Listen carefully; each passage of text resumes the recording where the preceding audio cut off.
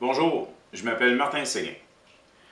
Aujourd'hui, dans mon projet de table de chevet, on va monter le caisson.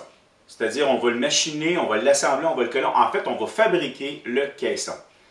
Toutes les autres vidéos que j'ai faites précédemment sur ce projet-là sont en fait des tâches, des choses, peu importe le projet que vous auriez à faire. Débiter, dégauchir, planer, c'est quelque chose qui se passe sur tous les projets.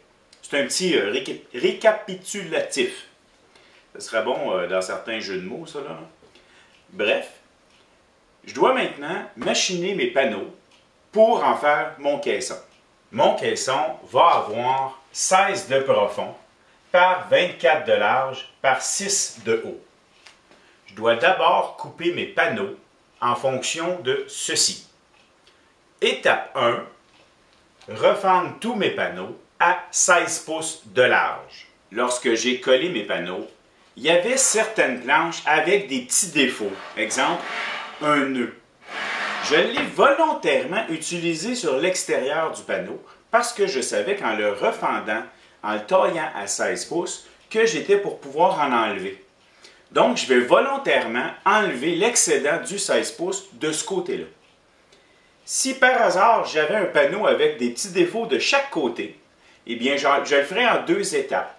J'enlèverai d'abord le petit défaut sur un côté, je m'installerai à 16 pouces et je refendrai pour l'éliminer de l'autre côté, puis ainsi garder uniquement l'intérieur de mon panneau, c'est-à-dire le plus beau de tout ce qu'il y avait dans le panneau. Pour couper mon panneau, je dois avoir 16 pouces à l'intérieur de la lame jusqu'à mon guide. Je regarde la mesure sur la règle de mon guide. Mais je dois avouer que des fois, surtout dans une coupe de précision comme je suis en train de faire, en fait que je veux surtout avoir ma mesure exacte, mais je vais prendre le temps de remesurer entre les deux pour confirmer que j'ai vraiment la mesure que je m'attends. Puis ça me permet de confirmer que ma règle est parfaite en même temps. Parce que des fois, on pourrait l'accrocher, ça tient juste avec deux vis, et se tasser un tout petit peu, et voilà, je viens de perdre 1 ou 2 mm de largeur, ou gagner 1 ou 2 mm, sur lequel je vais peut-être m'en rendre compte trop tard. Donc, je revérifie ma mesure. Pour la hauteur de la lame, ce que vous devez essayer de faire, pour être prudent, c'est une question de prudence, mais selon la lame, selon le gars qui pousse le venti, selon ce que vous avez mangé hier soir, ça peut aussi avoir un effet sur votre coupe. Bon, moi j'ai une plaque zéro clairance là, avec espacement minimum, lumière minimum. Et ma lame, j'y laisse environ uniquement la hauteur d'une dent plus haute. La raison, en fait, c'est mon professeur d'ébénisterie, comme il nous disait, lui, il dit, ben, s'il arrive de quoi, ben, c'est juste cette hauteur-là. Et selon lui, ça n'influençait pas la coupe. J'ai fait quelques petites expériences. J'ai pas trouvé que ça influençait énormément la qualité de la coupe. Bon, peut-être que dans certains bois, oui, dans d'autres, non. Je mentionnais tantôt que c'est bien d'éliminer les défauts quand on coupe. Par contre, sur cette planche, ma mesure de 16 arrive en plein dans le défaut. Puis, ben, ça ne me tente pas de le couper en deux parce que c'est un nœud et je ne sais pas exactement ce que ça va donner comme résultat. De l'autre côté, c'est pratiquement correct et pratiquement rien. Donc, ce que je vais faire, c'est que je vais garder ce côté-là, je vais couper de l'autre côté. Et quand je vais faire mon assemblage, ben, je vais m'arranger pour que le côté magané soit peut-être en dessous. Comme ça, je vais moins le voir. Dans un meuble, il y a toujours des côtés plus apparents que d'autres. Donc, il y a des planches qu'on peut faire notre choix. On coupe en étant sécuritaire, lunettes, oreilles. Vous allez remarquer que quand on fait la coupe d'un panneau comme ça, ce qui est important, c'est de le garder bien collé sur le guide. Donc, ce que je vais faire, c'est que je vais pousser, puis quand que je vais avancer, je vais mettre ma main dessus, là, puis mes doigts vont aller par là. Je vais exercer une pression de ce côté-là pour garder mon panneau bien à côté sur le guide, jusque de l'autre côté.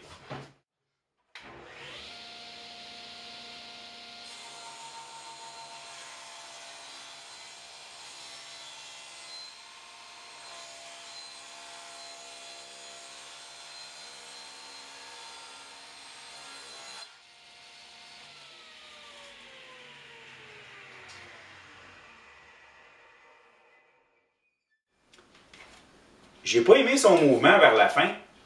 j'ai ressenti une pression par après. À la longueur de panneau que j'avais, la planche s'est mise à refermer de l'autre côté et ça a exercé une pression que j'ai été obligé de faire attention justement dans ma pousse.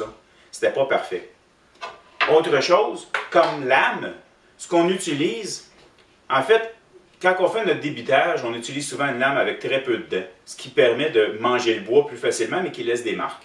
J'utilise une lame combinée de 50 dents, qui me permet d'avoir une plus belle coupe, en ayant pratiquement pas de traces. C'est plus pratique. Plus de dents va bien aller. Bon, je ne vous dis pas d'utiliser une 80 ou 90 dents, là, des lames à mélamine, mais une 50 ou une 60 dents est très appropriée pour ceci. Je dois maintenant couper mes planches à la bonne longueur, c'est-à-dire 24 pouces. Et pour la hauteur, environ, je vais mesurer tantôt, là, 5 écarts. Pour faire ça, ben, on fait ça avec le guide ou une table de coupe, une table coulissante, je veux dire, pour venir couper droit, au moins sur une extrémité, parce que là, mes planches ont été collées et ne sont pas égales. Et ensuite, on va prendre nos mesures pour couper. En venant pour le faire, je réalise que mon guide Incra, ben, ça ne fonctionnera pas. Parce que la largeur de ce que j'ai à couper est plus large que la distance que j'ai entre le devant de ma lame et le devant ici. Ce qui fait que mon guide, il tombe. Je ne tiens pas à commencer ma coupe loin pour ensuite m'en aller en vibrant. Je ne ferai pas une belle coupe. On va utiliser une autre solution. Je vais y aller avec ce plateau coulissant qui fait la job. En tout cas, premier coup d'œil. Je suis bien content, mais je ne suis pas obligé de sortir le plus gros. Parce que j'en ai un qui est plus gros, il se voit dans d'autres vidéos. Je vais faire ma coupe. J'ai été obligé de relever la lame. J'ai repris ma mesure pour une dent au-dessus de la planche. Et vous allez voir, lorsque je vais avoir terminé ma coupe, je vais faire une petite marque en angle dans le coin. C'est pour me dire quel côté qui est d'équerre. Et c'est de ce côté-là, ben, c'est visuel, peut-être que oui. Mais au moins, je vais savoir que c'est ce côté-là qui est droit. Puis je vais faire mes mesures en partant de là pour mes coupes précises tantôt.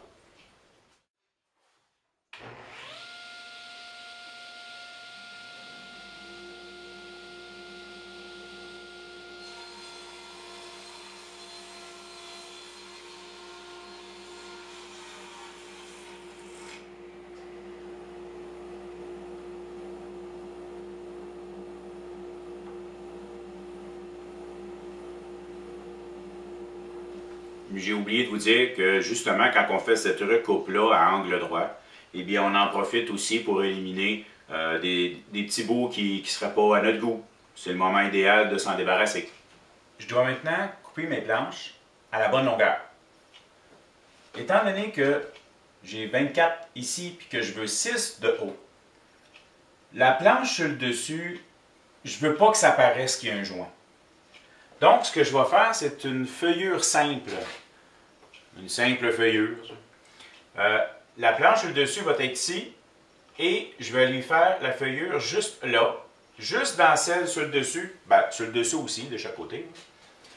Et celle-là va monter ici pour être collée en place. L'épaisseur de ma planche, de mes planches, est de 3/4 de pouce ou 19 mm. Ma feuillure va être approximativement de la moitié.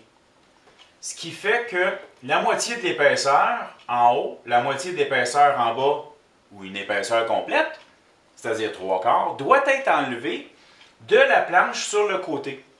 Je veux que mon caisson ait 6 de haut.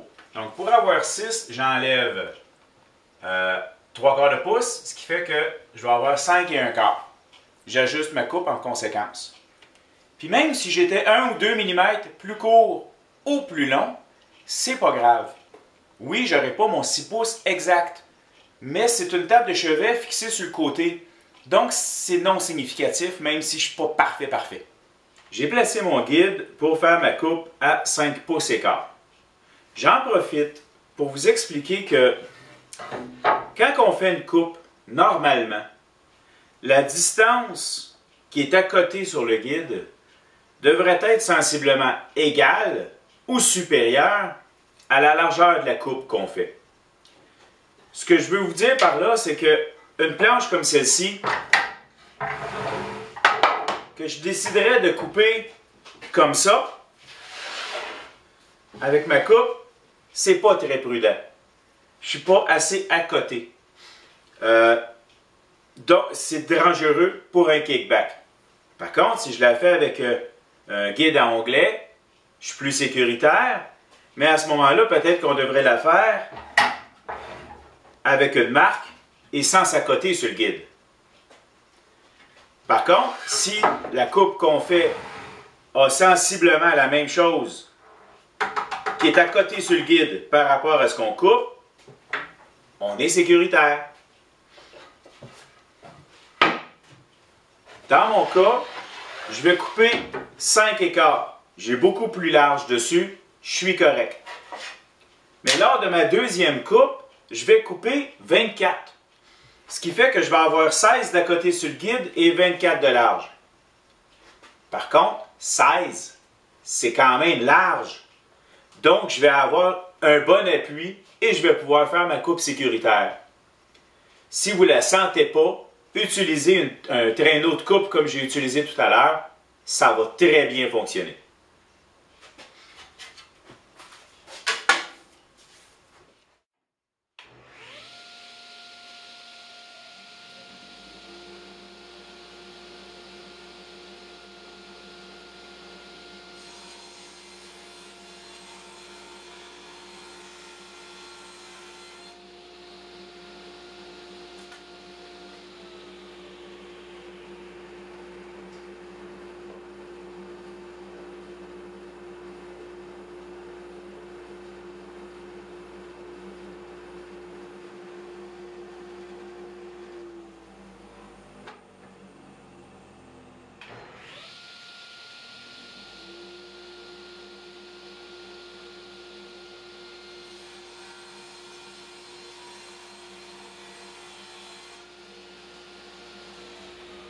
Comme j'expliquais, j'ai une feuillure à faire. J'ai choisi mes 2 panneaux qui étaient les plus beaux pour faire mes dessus. Et on devine, avec ce que je vous ai montré tantôt, la feuillure doit être faite en dessous sur l'extrémité de la planche, ce que je vais faire ici. J'ai mis ma lame à ranurer, plus large que mon besoin, parce que de toute façon, c'est mon protège-guide ici, un peu sacrifice, là, qui va me permettre d'ajuster la bonne grandeur exacte. Et pour ce qui est de la hauteur, si je ne me trompe pas, je suis un peu plus bas, je vais faire des essais jusqu'à ce que j'ai trouvé la hauteur que j'ai de besoin et la largeur que j'ai de besoin. Et la meilleure manière d'avoir ma réponse va être d'utiliser directement les morceaux que je vais utiliser. Donc, quand je vais avoir fait ma rainure, je vais venir vérifier comment est-ce qu'elle entre à l'intérieur et c'est là que je vais faire mes ajustements.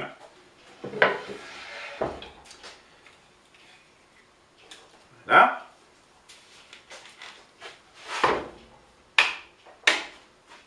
Quand on change une lame, on débranche le fil. J'ai enlevé ma lame pour mettre ma lame à ranurer.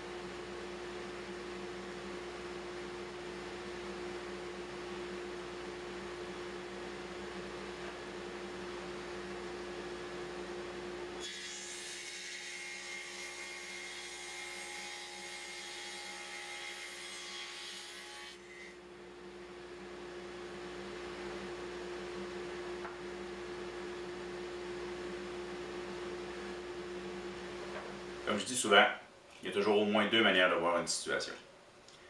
Je dois coller. Ça a l'air simple de même, là. J'ai 4 morceaux, 4 endroits à mettre de la colle et c'est tout. Une des techniques qui existe, c'est qu'on le fait et on cloue ensemble pour l'empêcher de bouger, pour le tenir. Mais en fait, le clou n'a qu'une seule utilité, c'est de tenir le morceau ensemble le temps que la colle assèche. Ensuite, le clou devient totalement inutile. Puis on a des têtes de clous à cacher. J'y vais pas avec des clous aujourd'hui. Ce que je vais faire, puis je vous préviens tout de suite, là, j'ai l'intention de mettre beaucoup de serre, parce que selon les dimensions que j'ai là et comment que le meuble s'y prête, je vais en mettre pas mal. Je mets de la colle en m'assurant d'en mettre sur le côté du morceau et sur la rainure du fond. Des deux côtés, sur les 4 morceaux.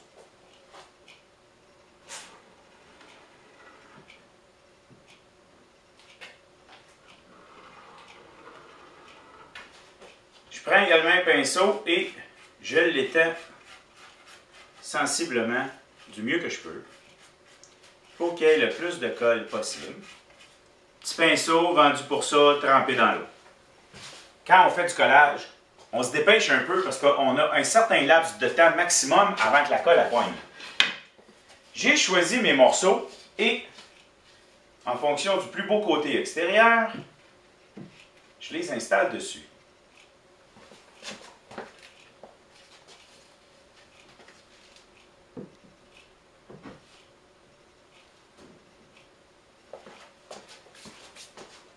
Je peux maintenant mettre l'autre.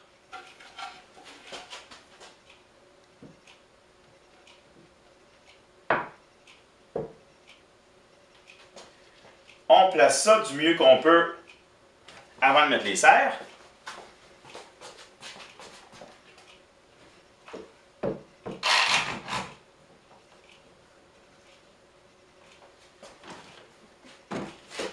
C'est le genre d'étape où il est important d'avoir sorti nos serres avant et d'être prêt.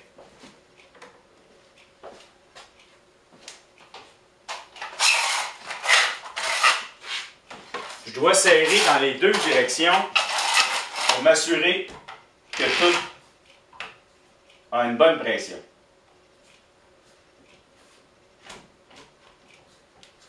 C'est cette direction-là qui est la plus importante pour le moment. Puis ensuite, je l'envoie dans l'autre direction.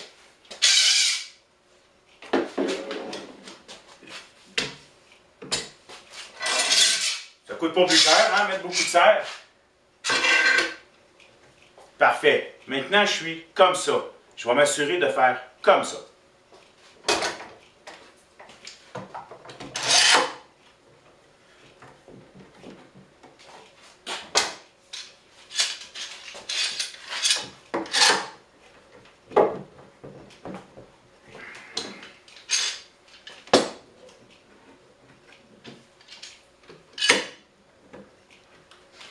Quand tout est fait, on s'assure que tout est bien serré en inspectant notre morceau.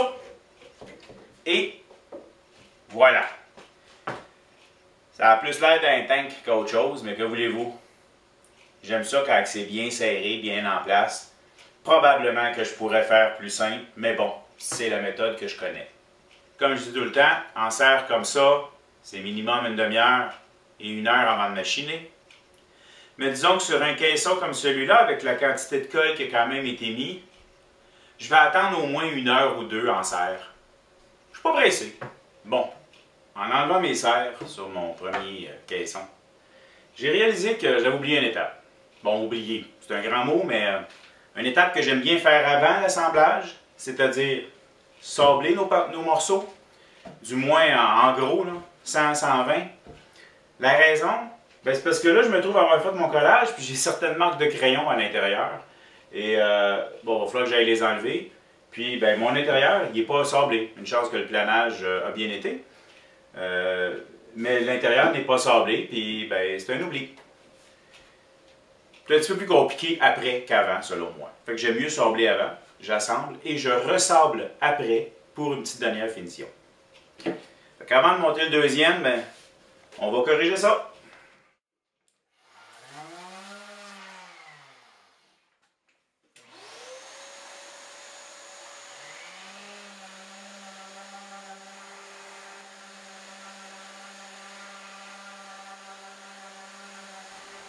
Et voilà, le deuxième caisson est en train de sécher la colle. Le premier est terminé, en fait, il reste une petite étape pour là.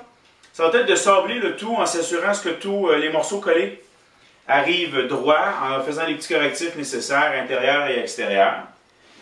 Et le caisson va être terminé à l'exception d'une étape, c'est que je dois fabriquer une planche pour venir ici derrière. Bon, pas pleine, parce qu'au cas où il y aurait des fils à passer, là, je ne sais pas comment ils vont arranger ça, eux autres. Mais bref, je vais mettre une planche ici derrière qui va être très solide, fixée avec la technique des trous enchâssés de Craig, le pocket hole que j'utilise beaucoup. Parce que le caisson en tant que tel, cette table-là ne touchera pas par terre, ça va être fixé au mur. Ce qui fait que j'ai besoin d'une planche en arrière très solide pour tenir ça en place. Et voilà, c'était comment fabriquer, tailler, coller le caisson de ma table de chevet. Prochaine étape, les tiroirs. Mais ça, c'est une autre vidéo. J'espère que vous avez apprécié. Merci. Si vous appréciez ce que je fais, je vous invite à vous abonner à ma chaîne YouTube. C'est le petit bouton s'abonner dans le bas de l'écran. Vous pouvez également me suivre sur ma page Google+. Ça m'arrive de donner des formations ici chez moi ou encore chez les gens. Il suffit de me contacter pour qu'on s'arrange. J'espère que vous avez apprécié. Merci.